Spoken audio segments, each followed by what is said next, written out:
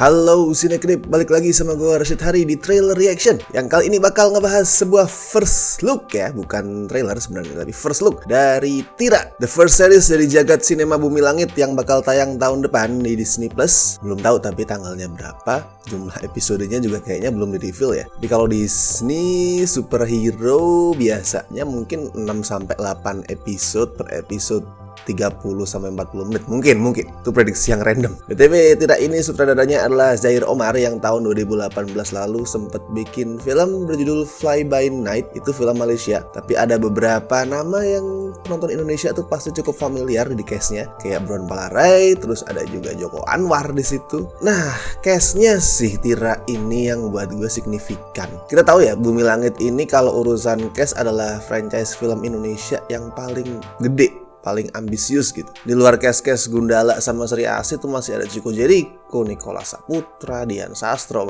Dian Sastro di Sri Asih nongol cuman kan itu CGI shot ya, belum kelihatan mukanya. Terus tahun depan di Virgo juga ada Zahra sama Mawar De Jong. Kayak hampir semua nama besar di industri film Indonesia tuh gabung di Bumi Langit. Dan di sini yang meranin Tira adalah Chelsea Islan. Gue tadi bilang signifikan karena di saat lu series, terus lu berhasil menggandeng Chelsea Islan buat main di series lu, itu ngebuktiin gimana proyek lu itu bukan proyek yang main-main. Terus selain Chelsea Islan juga masih ada Agnes Naomi, Bisma Mulia, dan Karina Suwandi. Jadi intinya ini adalah series yang lumayan bertabur bintang. Tapi jujur gue belum terlalu familiar sih sama source materialnya. Dibandingkan Gundala, Sri Asih, atau even Godam, Aquanus, itu gue belum terlalu familiar sama Tira. Sorry, mungkin gue belum terlalu bisa banyak berkomentar urusan lore-nya, urusan ceritanya. Gue masih sangat-sangat asing gitu. Buru-buru tahu mitologinya seperti apa. Gue denger nama Tira aja pertama itu pas ya proyek ini diumumin. Pas diumumin kalau oke, Chelsea Islan memerankan Tira gitu. Tira siapa? Gue belum tahu pada saat itu. Cuma tahu kemudian kalau karakternya adalah seorang stunt woman. Oke, kalau begitu untuk memulai proses belajar gue soal Tira ya, kita tonton dulu first look-nya.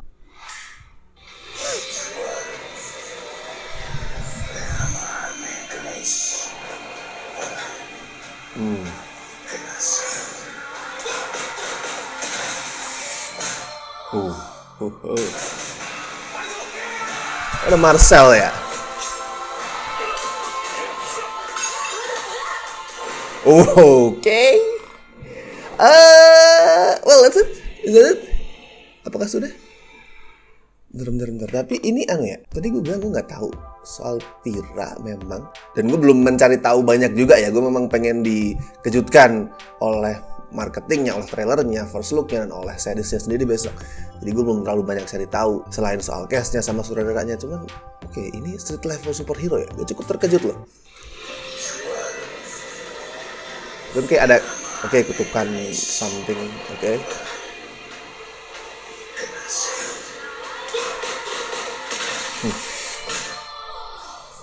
Fokusnya ke koreografi ya, bener-bener ke stunt koreografi, oke.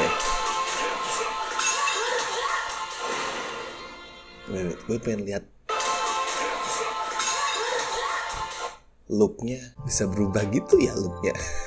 Tapi gini, Chelsea Islan tuh kan termasuk seorang aktris yang looknya tuh bisa dibilang innocent. Kalau misal kita reveal semua wajahnya itu innocent, tapi kemudian dengan lu tutup mulutnya terus lu item-itemin matanya, ternyata bisa intimidatif. Karena memang Chelsea itu punya mata yang bisa terlihat tajam gitu. Tapi kemudian pada saat di-reveal semua mukanya memang termasuk innocent, termasuk cute. Oke, kayak gue bilang tadi street level superhero ya. Tetap ada elemen fantasi gitu sih kalau kita perhatiin kan. Kayak ada kutukan tato naga or something. Sekali lagi sorry gue belum tahu banyak soal lore-nya Tira. Cuman kalau yang kelihatan di first look-nya ya, oke, ada sentuhan elemen-elemen fantasi berupa kutukan. Tapi pokoknya dari look-nya kelihatan tetap street level, meskipun masih ada elemen fantasinya. Fokus ke martial arts, berantem pakai tangan kosong, terus pakai stick, senjata stick tanpa superpower. Nah, itu bikin kelihatan fresh sih buat gue. Vibe-nya ngingetin ke series Daredevil plus Iron Fist. Daredevil karena itu tadi, street level, fokus ke martial arts, bela diri, dan senjatanya pun stick. Kalau Iron Fist ya karena ada elemen fantasi tadi. Walaupun gue jelas berharap kualitasnya lebih dekat ke Daredevil daripada Iron Fist yang Oh, gue baru ngecek nih barusan, action directornya ternyata Muhammad Irfan. Itu nama yang sangat familiar kalau misalkan kalian memperhatikan kredit dari film-film yang ada actionnya. Dia sempat jadi koreografer action di Headshot, The Night Comes For Us, sama VHS 94. Ya langganannya Timo Cahyanto lah intinya. Terus The Big Four juga besok juga dia yang garap. Pernah juga jadi stunt performer di 2 filmnya The Raid, So Promising. Soalnya di superhero street level gini yang nggak fokus ke action bombastis, serangan demit berkekuatan super atau alien dan segala macam, dan bukan CGI fokusnya bukan di CGI. Koreografi action itu penting banget. Itu statusnya bisa make or break. Kalau koreografinya bagus ya keseluruhannya bagus, make it. Kalau koreografinya jelek ya break it, hancur keseluruhan. Tapi adanya Muhammad Irfan ini menjanjikan. Nah, sebagai penutup nih ya, terakhir nih, gue berharap banget series ini sukses. Dan ayolah kita share proyek ini. Ini gue bukan bias, bukan di endorse atau apa, no. Ini gue objektif dari lubuk hati yang paling dalam. Bukan bias juga karena waduh Chelsea Islan ini harus saya naik-naikkan, namanya enggak, no.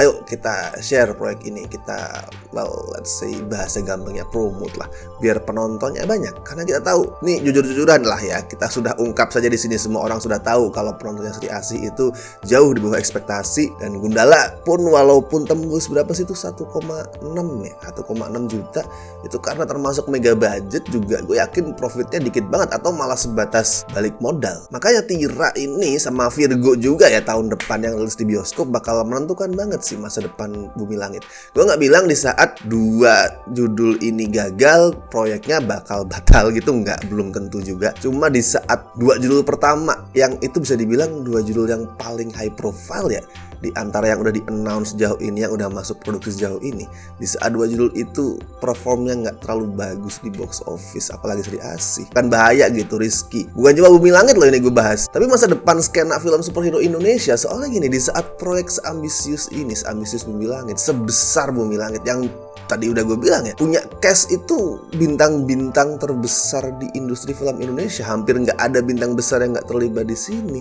Sineasnya pun nggak main-main. Di saat proyek ambisius itu juga kurang jalan, mana ada orang yang mau invest lagi di sini ke proyek-proyek superhero. So come on lah, percuma sih banyak yang protes ini itu soal genre film di Indonesia kurang beragam, soal kok horor terus tiap minggu gitu. Percuma ada protes kayak gitu, percuma ada bacotan kayak gitu. Kalau misalkan begitu lu dikasih varian, begitu lu dikasih yang genre beda, nggak lu tonton, omong kosong. Oke, tadi adalah reaction dan sedikit pembahasan gue untuk First Look dari Tira. Sekali lagi, ini series ya, jangan salah, ini bukan film. Ntar lu datang ke bioskop nyari Tira nggak ada lagi. Ini series bakal tayang di Disney Plus tahun depan. Sekali lagi, ayo kita tonton, ayo kita dukung genre superhero movie di Indonesia. Well, superhero series juga ya, intinya genre superhero di Indonesia. Dan please jangan lupa juga like video ini, share di medsos kalian, subscribe. Terus misal kalian pengen membantu Cinecrip dengan memberikan donasi seikhlasnya, bisa klik tombol super thanks di bawah seperti biasa. So, gue Rashid Hari, see you in the next video.